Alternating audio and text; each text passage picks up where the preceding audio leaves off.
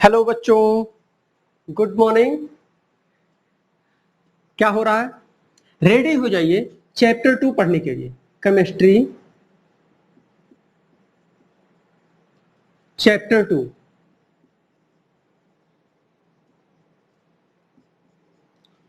2। और जिसका नाम है एसिड बेस एंड साल्ट। और आपको मालूम है ये चल रहा है क्लास कौन सा? 10th। ठीक है, अब हम आपसे बात करते हैं एसिड क्या होती है, बेस क्या होती है और सॉल्ट क्या होती है। हम आपको ठीक उसी प्रकार जिस तरीके से आपका पहला चैप्टर पढ़ाया गया था उसी तरीके से आपका ये सेकंड चैप्टर भी पढ़ाया जाएगा और इसमें कोई भी कंटेंट छूटेगा नहीं। उसके बाद में एक्सरसाइज भी बताया जाएगा आपको। अगर आप एक एक लेक्चर कंटिन्यू देखते हैं तो आपके सारे डाउट्स क्लियर हो जाएंगे। और तब भी अगर आपको कोई डाउट है तो आप क्या करें, कमेंट बॉक्स में जरूर बताएं या मेल करें। ठीक है ना? साथ में आपको एक चीज बता दें, अगर आपने अभी तक चैनल को सब्सक्राइब नहीं किया है तो सब्सक्राइब कर लें, बेल आइकन हिट कर लें, जिससे आपको लेटेस्ट अपडेट्स मिलते रहे। ठीक है ना? आइए स्टार्ट करते हैं। आपका सेकंड, आपको मैंने बोला था ऐसा ही नोट्स मैं प्रोवाइड करूंगा। देख रहे हैं, ऐसा ही नोट्स बना हुआ है और सारे के सारे चैप्टर्स आपको डिटेल में मिलते रहेंगे। देखिए क्या है अगला आपका चैप्टर है, क्या? एसिड बेस और साल्ट, मतलब अम्ल, क्षारक और लवण। अम्ल क्या चीज होती है, कैसे आपको पता चलेगा क्या ये अम्ल है या क्षारक है या लवण है, कैसे पता चलेगा? इस चीज की जानकारी के लिए आपको कुछ प्रॉपर्टीज पढ़नी होगी। एसिड की कुछ प्रॉपर्टी, बेस की कुछ प्रॉपर्टी और साल्ट की कुछ प्रॉपर्टी। जब आप अम्ल, क्षारक और लवण की प्रॉपर्टी पढ़ लेंगे तो आप किसी चीज को देखते ही सब या उसको टेस्ट करते ही, मतलब चखते ही आपको समझ में आ जाएगा ये अम्ल है या क्षारक है या लवण है। बात समझ में आ गई? आइए हम देखते हैं। पहला पॉइंट है आपका अम्ल। पहला पॉइंट क्या है? अम्ल। अब हम चर्चा करेंगे आपसे अम्ल के बारे में कि अम्ल क्या चीज होती है। पहला पॉइंट है आपका एसिड, जिसे हम अम्ल कहते हैं। आइए अम्ल क्या है देखते हैं। इसके कुछ प्रॉपर्टीज देखिए, कैसे आप जानेंगे। अम्ल स्वाद में खट्टे होते हैं। जब आप कोई चीज खाएं तो अगर वो खट्टा है तो आप तुरंत समझ लीजिए कि ये क्या है, अम्ल। जैसे आप नींबू ले लीजिए, नींबू जब आप खाते हैं तो नींबू कैसा होता है? खट्टा लगता है आपको। अम्ल कई टाइप का होता है, बात समझिए। अम्ल के कई टाइप होते हैं। जो नींबू में अम्ल पाया जाता है उसको बोलते हैं सिट्रिक अम्ल। क्या बोलते हैं? उसको बोलते हैं हम सिट्रिक अम्ल। मतलब वो सिट्रिक अम्ल है जो नींबू में पाया जाता है। पहली चीज समझ में आई कि अम्ल स्वाद में खट्टे होते हैं। दूसरी चीज, अगर अम्ल को नीले लिटमस पेपर को अगर हम अम्ल में डाल दें तो उसका रंग जो मिलेगा आपको वो क्या मिलेगा? लाल मिलेगा। रंग परिवर्तित कर देगा और क्या कर देगा? परिवर्तित करके लाल कर देगा। दूसरा, ये जलीय विलयन में H+ आयन देते हैं। अगर ये जलीय विलयन है और उसमें डुबोया जाए तो कैसे आयन देंगे? ये H+ आयन देते हैं। जैसे आपने कुछ तत्वों के नाम सुना होगा, जैसे देख लीजिए HCl। HCl मतलब क्या होता है? हाइड्रोक्लोरिक अम्ल। H2SO4, H2SO4 को हम सल्फ्यूरिक अम्ल कहते हैं। इसको बोलते हैं हाइड्रोक्लोरिक अम्ल, इसको बोलते हैं हम सल्फ्यूरिक अम्ल। अगला है आपका CH3COOH। इसको क्या बोलते हैं आप? इसको बोलते हैं आप एसिटिक अम्ल। नाम लिख देता हूं, इसको आप बोलेंगे सल्फ्यूरिक अम्ल। सल्फ्यूरिक अम्ल। इसको आप बोलेंगे, ओह सॉरी, एक काम करते हैं, इसका हम एरो यहां ले आते हैं। इसको हम सल्फ्यूरिक अम्ल बोलते हैं और इसको बोलते हैं हाइड्रोक्लोरिक अम्ल। हाइड्रोक्लोरिक अम्ल। इसको आप बोलते हैं एसिटिक अम्ल।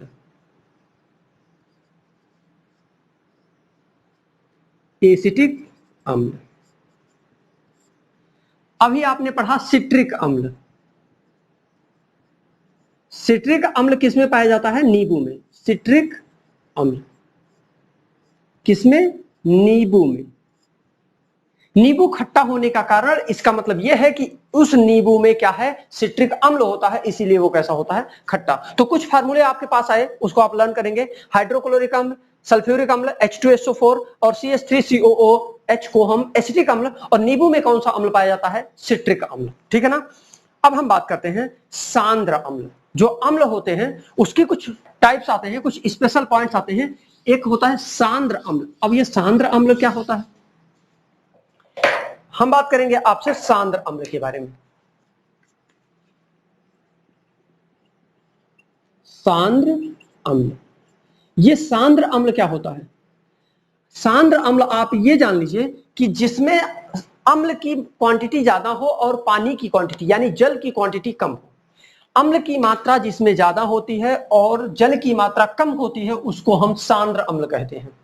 ध्यान से देखिएगा, अगर इसी सांद्र अम्ल में हम जल मिला दें, अगर आप पानी इसमें मिला देते हैं तो ये क्या हो जाएगा, तनु अम्ल में बदल जाएगा। प्लस जल कर दीजिए तो क्या हो जाएगा, ये तनु अम्ल में बदल जाएगा, तनु अम्ल। अगर हम आपसे यही तनु अम्ल की बात करें और आपसे पूछे तनु अम्ल अब क्या होता है, तो आपको यहां से क्लियर हो रहा है तनु अम्ल क्या होता है। तनु अम्ल, तनु अम्ल अब क्या होता है, ये चीज समझ में आया होगा। तनु अम्ल वो होते हैं जिसमें अम्ल की मात्रा कम और जल की मात्रा ज्यादा होती है।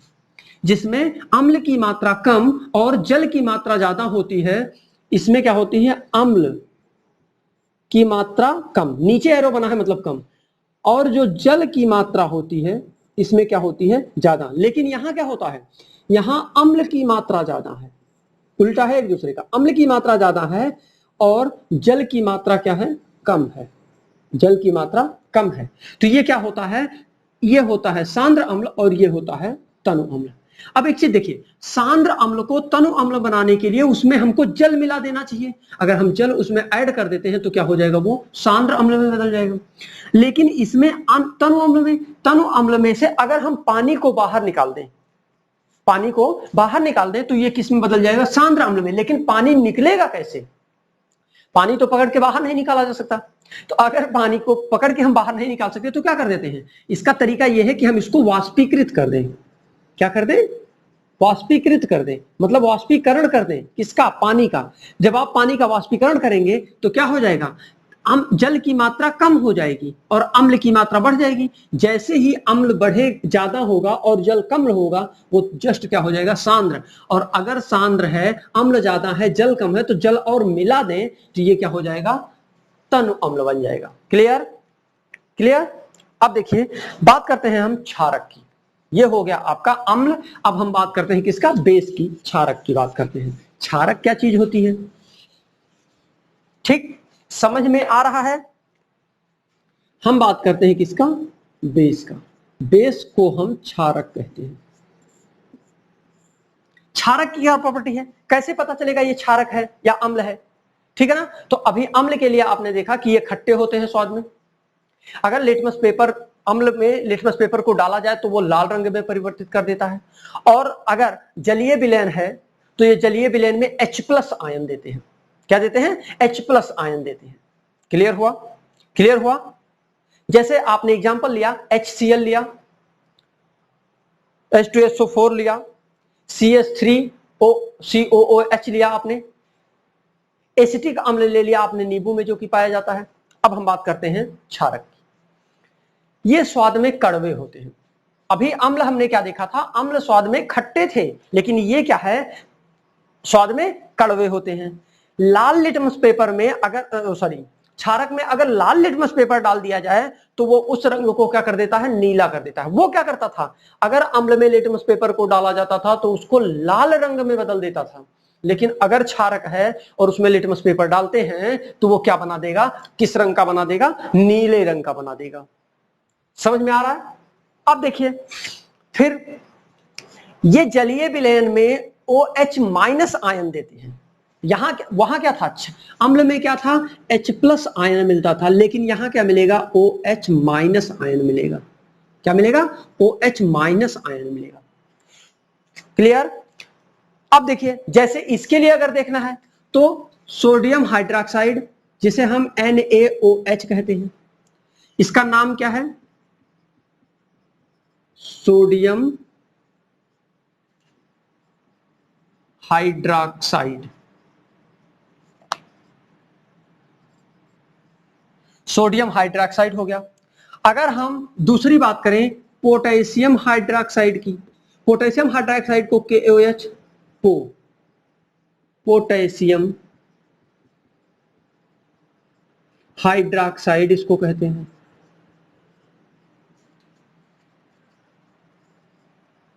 अगला है, अगर आप बात करें अमोनियम हाइड्रोक्साइड की, तो अमोनिया का NH4 तो OH हो जाएगा। क्या हो जाएगा? अमोनियम हाइड्रोक्साइड, अमोनियम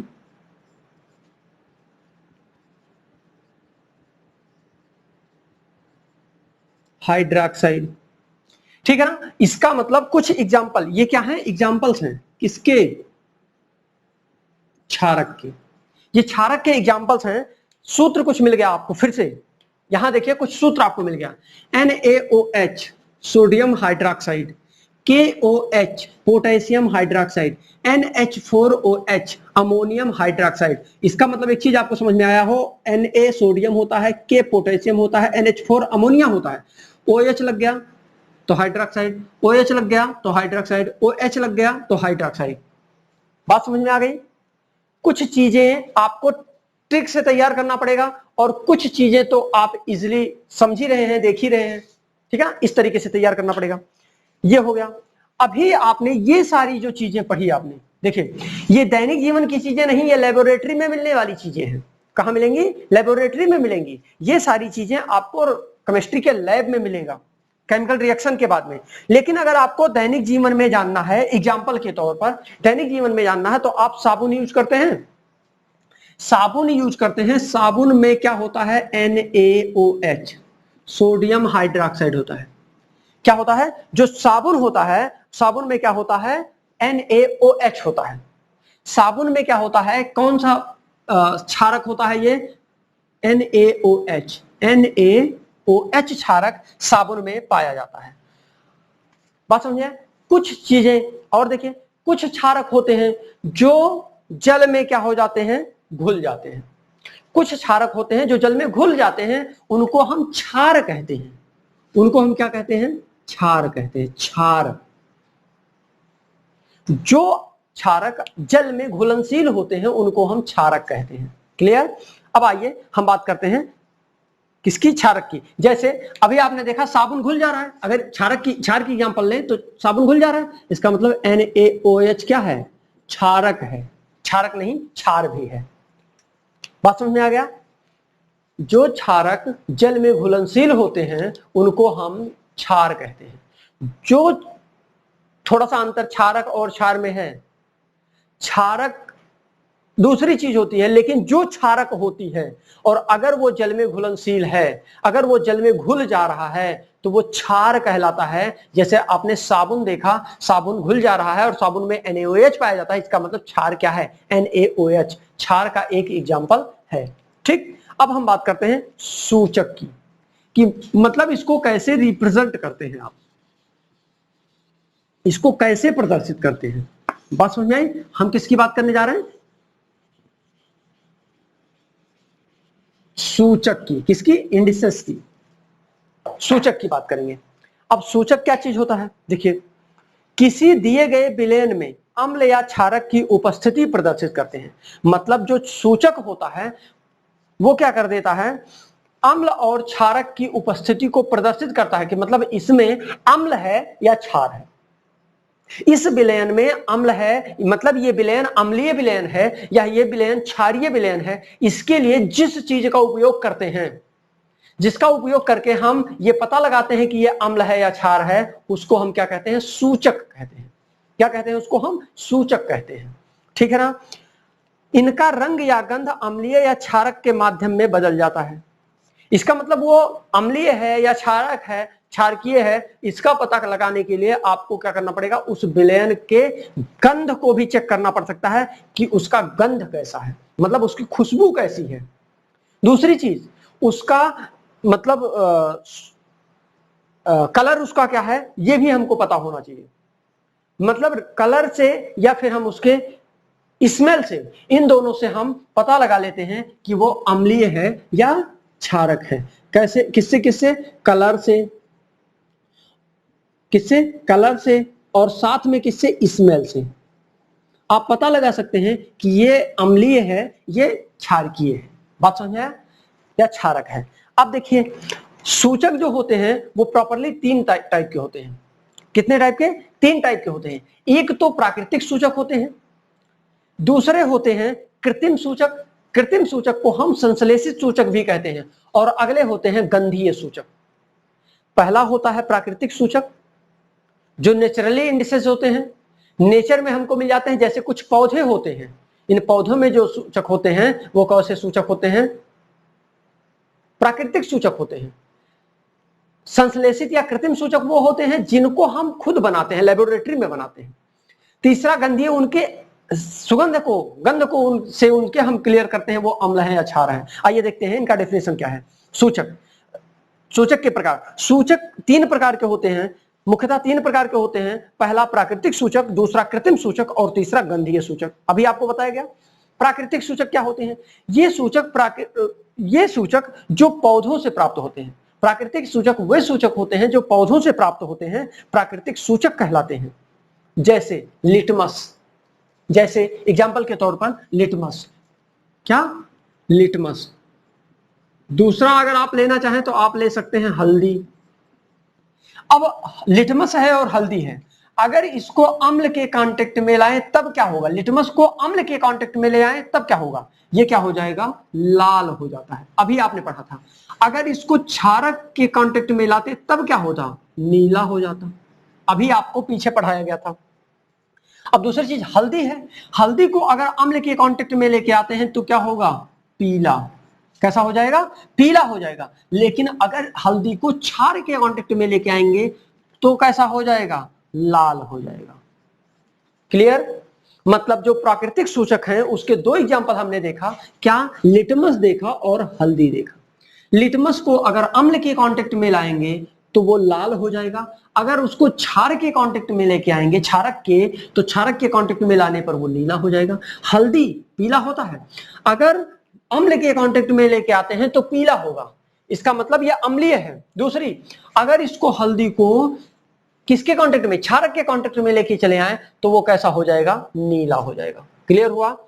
अब दूसरा पॉइंट है आपका, पहला था आपका प्राकृतिक सूचक, ये प्राकृतिक सूचक हो गया, प्राकृतिक सूचक। अब दूसरा हम आपसे बात करेंगे कृत्रिम सूचक। किसकी, कृत्रिम सूचक।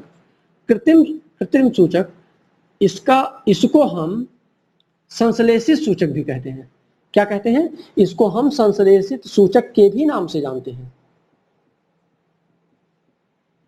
संश्लेषित सूचक के नाम से भी हम इसको जानते हैं कि संश्लेषित सूचक क्या होता है। आइए देखते हैं। वे सूचक जो रसायन द्वारा बनाए जाते हैं संश्लेषित सूचक कहलाते हैं। वे सूचक जो रसायन विज्ञान मतलब लेबोरेटरी में जो सूचक तैयार किए जाते हैं उनको हम कहते हैं कृत्रिम सूचक या संश्लेषित सूचक कहते हैं। जैसे अगर एग्जांपल इसका लेना है तो फिनाल्फ्थेलिन ले लीजिए।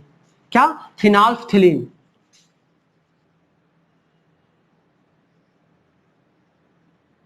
फिनाल्फ्थेलिन। दूसरा अगर एक एग्जांपल लेना है तो आप मेथिल ले लीजिए, मेथिल ऑरेंज। ठीक। अब फिनाल्फ्थेलिन को अगर हम अम्ल के कांटेक्ट में ले आए तो क्या होगा, अम्ल के कांटेक्ट में आने पर कोई चेंज नहीं आएगा, जैसा था वैसा ही रहेगा, जैसा था वैसा ही रहेगा। लेकिन अगर हम इसको क्षार के कांटेक्ट में लाते हैं, फिनाल्फ्थेलिन को अम्ल के लाने में लिख लीजिए अपरिवर्तित, अपरिवर्तित मतलब कोई चेंज नहीं आएगा। लेकिन अगर आप क्षारक के कांटेक्ट में लेकर आते हैं फिनाल्फ्थेलिन को तो क्या हो जाएगा, हल्का सा लाल हो जाएगा, हल्का लाल हो जाएगा। फिनाल्फथलीन को अगर आप अम्ल के कांटेक्ट में लाएंगे तो उसमें कोई चेंज नहीं आएगा, जो भी कलर होगा वैसा ही रहेगा। लेकिन अगर वो क्षार के कांटेक्ट में आता है तो हल्का सा लाल हो जाएगा। क्या हो जाएगा? हल्का सा लाल। लेकिन मेथिल ऑरेंज जो है अगर अम्ल के कांटेक्ट में आएगा तो क्या हो जाएगा? लाल हो जाएगा। क्या हो जाएगा? लाल हो जाएगा। लेकिन अगर उसको क्षारक के कांटेक्ट में लाते हैं तो वो कैसा हो जाएगा? पीला। कैसा हो जाएगा? पीला हो जाएगा। बात समझ में आ गई? अब आइए देखते हैं क्या है अगली बात। अगला है हमारा गंधीय सूचक। अगला है हमारा क्या? ये है पहला, दूसरा और तीसरा है हमारा गंधीय सूचक। गंधीय सूचक। आइए देखते हैं। जिन पदार्थों की गंध अम्लीय या क्षारक में जाए तो उसे गंधीय सूचक कहते हैं। मतलब अगर वो अम्ल का गंध दे या क्षारक का गंध दे तो उसको हम गंधीय सूचक कहते हैं। जैसे प्याज है आपका, अगर आप प्याज काटें तो आपके आंखों से आंसू निकलने लगता है। कुछ लोगों को इतना झरता है कि वो मतलब झराई मतलब है ना, समझ रहे हैं मैं क्या कर रहा हूं? उसको झराई झरता है, उनको इतना झरता है कि वो वहां बैठ नहीं पाते, भगना पड़ता है उनको। सही है। जो गंधीय सूचक होता है, जैसे इसके एग्जांपल लेने हैं तो आप ले लीजिए प्याज का रस। क्या ले लीजिए? प्याज का रस। प्याज का रस ले लीजिए। अगर और लेना चाहते हैं तो आप और ले लीजिए, वेनिला ले लीजिए, वेनिला। एक और एग्जांपल, लौंग ले लीजिए, लौंग का तेल ले लीजिए, लौंग का तेल। अगर ये अम्ल के संपर्क में आए तब क्या होगा? अगर इसको क्षारक के संपर्क में लेकर आते हैं तब क्या होगा? प्याज का रंग अगर अम्ल के कांटेक्ट में आता है तो ये कैसा होता है? तीक्ष्ण गंध देता है, मतलब बहुत तेज स्मेल आता है इसका। लेकिन अगर यही क्षार के कांटेक्ट में आता है तो कोई गंध नहीं देता, मतलब या तो कोई गंध नहीं देगा या तो उसका गंध और हल्का हो जाएगा। अम्ल के कांटेक्ट में आने पर प्याज का रस बहुत ज्यादा झराई देता है, झरता है। लेकिन अगर क्षारक के कांटेक्ट में आते हैं तो उसकी स्मेल जो होती है वो कम हो जाती है, या कोई गंध नहीं, कोई गंध नहीं देगा, और या फिर क्या हो जाएगा? हल्का हो जाएगा। इसकी गंध जो है वो और भी हल्की हो जाएगी। लेकिन वेनिला है, देखिए वेनिला क्या करेगा? अगर वेनिला को हम कांटेक्ट में अम्ल के लाते हैं तो वैसा ही रहेगा, सेम या समान, समान गंध, जैसा भी होगा वही गंध देगा। लेकिन जब इसमें आएगा तो इसमें कोई गंध नहीं होगा, कोई गंध नहीं देगा। ठीक। लौंग का तेल देख लीजिए। अगर लौंग के तेल को अम्ल के कांटेक्ट में ले आते हैं तो जैसा भी वो गंध था उसका वैसा ही रहेगा। लेकिन अगर इसको क्षारक के कांटेक्ट में ले आते हैं तो क्षारक के कांटेक्ट में आने पर ये कोई गंध नहीं देगा। ये भी मतलब आपने एक चीज देखा, कोई गंध नहीं, कोई गंध नहीं। इसको भी, इसको भी। प्याज के रस को अगर हम अम्ल के कांटेक्ट में ले आएंगे तो क्या हो जाएगा? और ज्यादा गंध करने लगेगा। लेकिन जब इसको क्षारक के कांटेक्ट में ले आएंगे तो या तो उसका गंधपन कम हो जाएगा और या फिर कुछ भी गंध नहीं देगा। वेनिला है, जैसा गंध है उसका वैसा ही रहेगा अम्ल के कांटेक्ट में आने पर, लेकिन क्षारक के कांटेक्ट में आएगा तो कोई गंध नहीं देगा। लौंग का तेल है, उसका गंध जैसा है वैसा ही रहेगा अगर अम्ल के कांटेक्ट में आएगा, लेकिन क्षारक के कांटेक्ट में आने पर उसका कोई गंध नहीं होगा, मतलब गंधहीन हो जाएगा। ठीक है ना। इसके बाद फिर हम बात करेंगे आपसे इसके रासायनिक गुणधर्म के बारे में। अम्ल और क्षारक के रासायनिक गुणधर्म की चर्चा हम करेंगे नेक्स्ट लेक्चर में। तब तक आप तैयारी करते रहिए, अपने फ्रेंड्स के साथ शेयर करें। अगर आपको अच्छा लग रहा है तो, नहीं अच्छा लग रहा है तो कमेंट करके जरूर बताएं। Thank you.